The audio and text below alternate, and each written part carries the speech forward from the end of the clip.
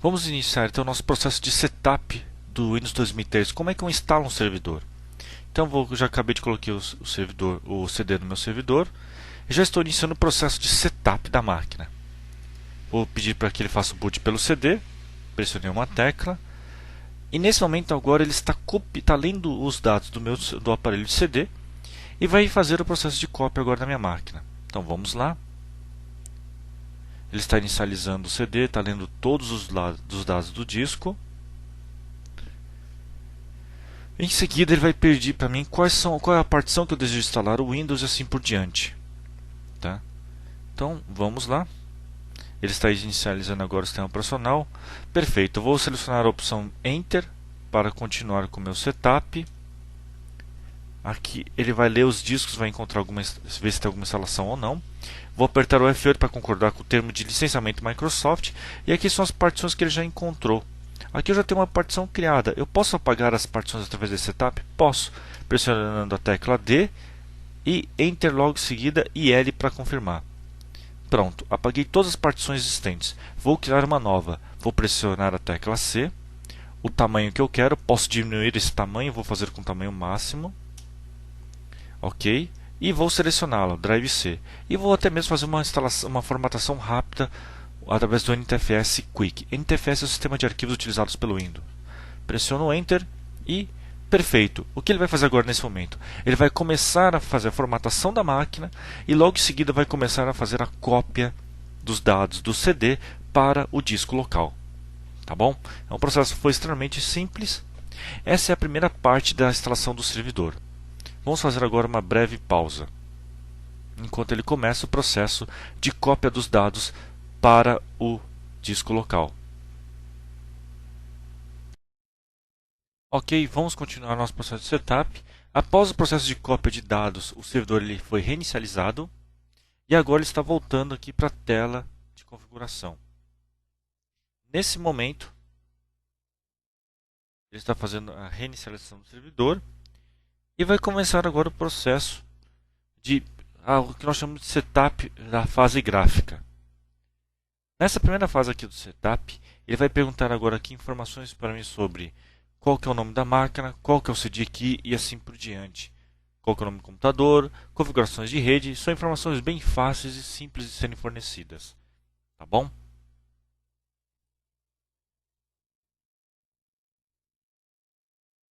Ok, voltando ao nosso setup, agora ele pede para mim, aqui é o início do processo do setup em modo gráfico, onde ele vai pedir as informações de linguagem regional e assim por diante.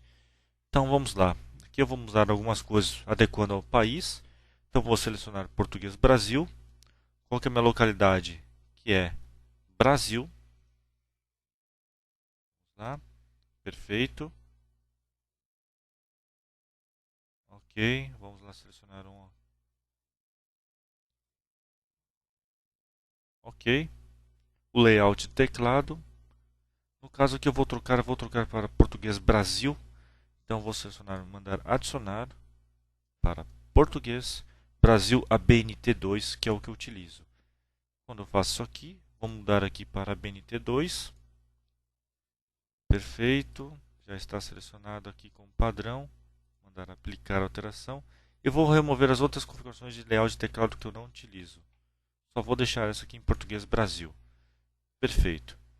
Nesse momento vai pedir o nome da minha organização, que vai ser Microsoft TechNet. Microsoft TechNet.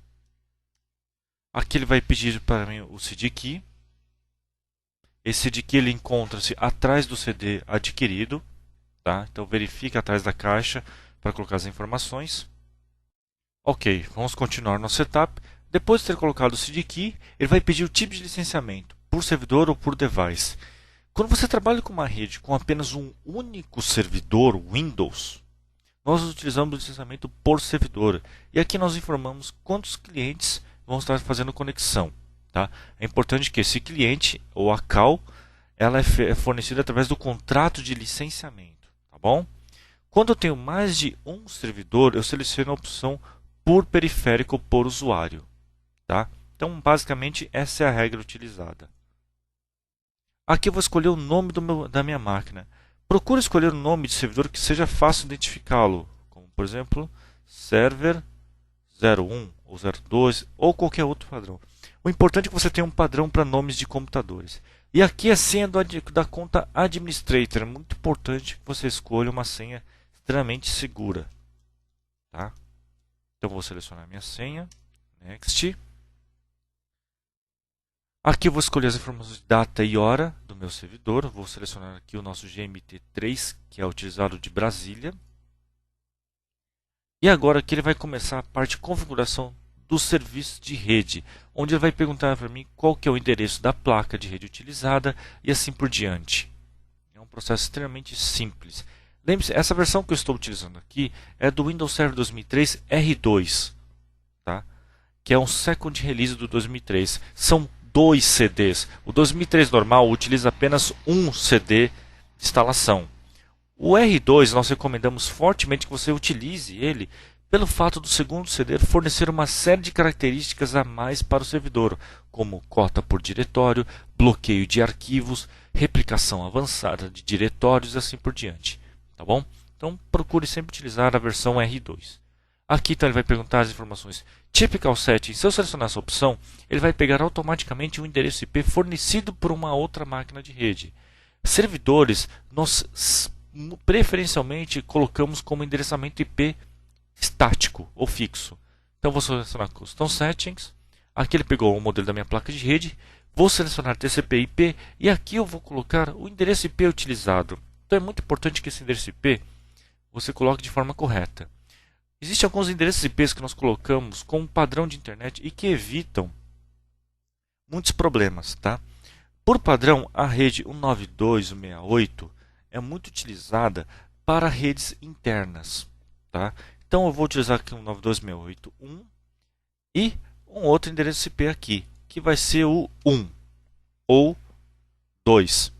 Vou colocar aqui apenas com o número, por exemplo, 2. Lembre-se que esses números em cada um desses campos não ultrapassam mais do que 255, pois ele é binário. São 8 bits utilizados para formar esse número. E qual que é o default gateway que eu vou utilizar?